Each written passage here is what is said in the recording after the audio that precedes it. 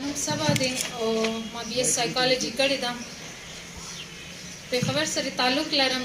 دلته کې زما فرست ټایم دی چې زه راغلی یم. اول خو دلته چې زما څومره مېلمانه راغلي دي هغوی زه ډېره شکریه ادا کوم چې هغوی دومره مصروفیات کې موږ له کافي خپل قیمتي وخت راکړو. زموږ ټي پي او صاحب چې دی اے ډي سي صاحبه ده نو د دوی زه ډېر زیات شکریه ادا کوم. دلته نور زما څومره ملګري دي زما فیملی ممبرز دي هغوی ټولو هم زه شکریه ادا کوم چې هغوی دومره قیمتي وخت راکړو. دلته به زه ډي پي او صاحب له یو دوه خبرې کوم. سر آپ کو بہت شکریہ کہ آپ نے ہمیں ٹائم دیا اور میں آپ سے یہی کہنا چاہوں گی کہ امید ہے کہ آپ ہمارے ساتھ بھرپور تعاون کریں گے اور ہماری مدد کریں گے اس ناسور کو اس معاشرے سے ختم کرنے کے لیے انشاءاللہ. اس کے علاوه زه خپل فیملی ممبرز یاد کوم. یو ښځې دپاره دې لیول ته راتګ ډېر زیات مشکل دی ځکه چې یو ښځه ذات چې دی په یوازې څه هم نشي کولی. که وګورئ نو هر یو کس که څوک تعلیم وکړي یا څوک څومره هم مخکې لاړ شي هغوی ته په هر ځای کې ډېر زیات هرډلز راځي.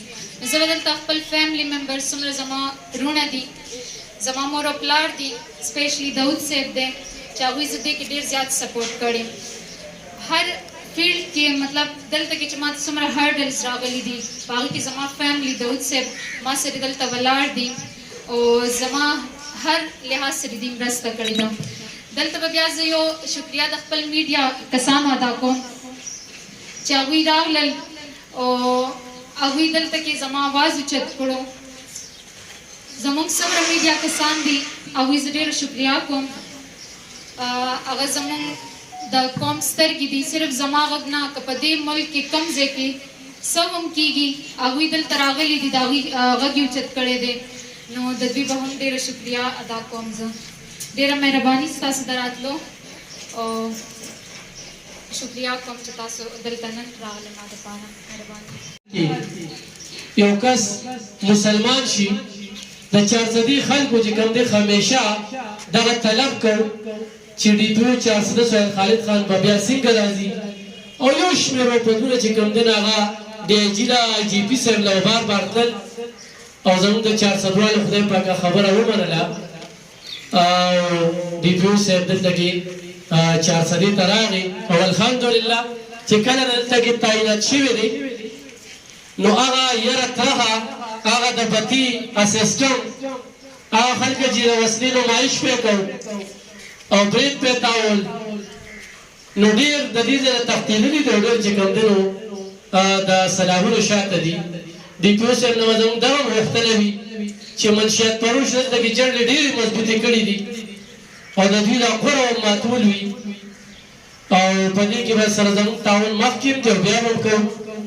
نو موږ خو د هغه ډېره مننه کوو. انسان او افسر هغه دی چې پیشي پناه صفت وکړي شي. نو موږ نن په هغه پروګرام کې په ډي پي او صاحب باندې ډېر زیات باز د ایجوکیشن محکمې پروګرام و او ډېر باز پې کېده. دغه شانتې زموږ په دې سیمه کې د زنانو په تعلیم باندې توجه نه ورکړې کېدله او چې زنانو به تعلیم وکړو نه به میډیا ته یا به بهر چې کوم دی نو هغوی ته شانتې اجازه نه ورکړې شوه. کله نه چې ثانیه صافي صاحبه چارسدې ته راغلې ده د تجاوزاتو په ضد په موضوع کې او په شفقر کې چې کوم اپریشن وکړو د هغه نه د مشرف په وخت کې شوي او نه د نور افسرانو په وخت کې شوي نو په هغې باندې هغې ته موږ داد ورکړو او زموږ د چارسدي خویندو کې هغه حوصله میلاو شوه چې په دغه سپورټس کمپلیکس کې کومې لوبې وشوې نو په هغې کې جینکو هم په جار باندې انټرویو هم ورکولې او دا خبره کوله چې موږ مخکې لاړ شو. نو دې کې د ثانیه صافي صاحبه یو کردار دی. دلته کې د منشیاتو د هسپتال ضرورت ولې چې دلته کې مختلف هسپتالونه په مختلفو طریقو باندې چې کوم دی جوړ شوي دي. ډېرو دغه شکایتونه موږ ته موصول کېدل چې هغې کې خپله دغه روزګار کېږي او ډېر دا چې یاره د پیس خبره یا تشدد به کېده نو دغه داود شاه ورته موږ ته دغه یو مشوره ورکړه چې چارسده کې او په دې روډ او په دې ځای کې د هسپتال ډېر سخت ضرورت دی او هغوی دغه کوشش وکړو نن چې کوم دی نو دغه هسپتال پرانیسته کېږي د دغه مشرانو په لاس دلته کې زمونږ د مامزه یونین اف جلیل صدر پیر محمد صاحب، رفاقت الله، محمود جان عمرزی، محبوب علي، مرجان علي، مراد او ضیاء الله دغه شانتې جاوید محمود صاحب څومره ملګري چې راغلي دي د ټولو خو مننه کوو.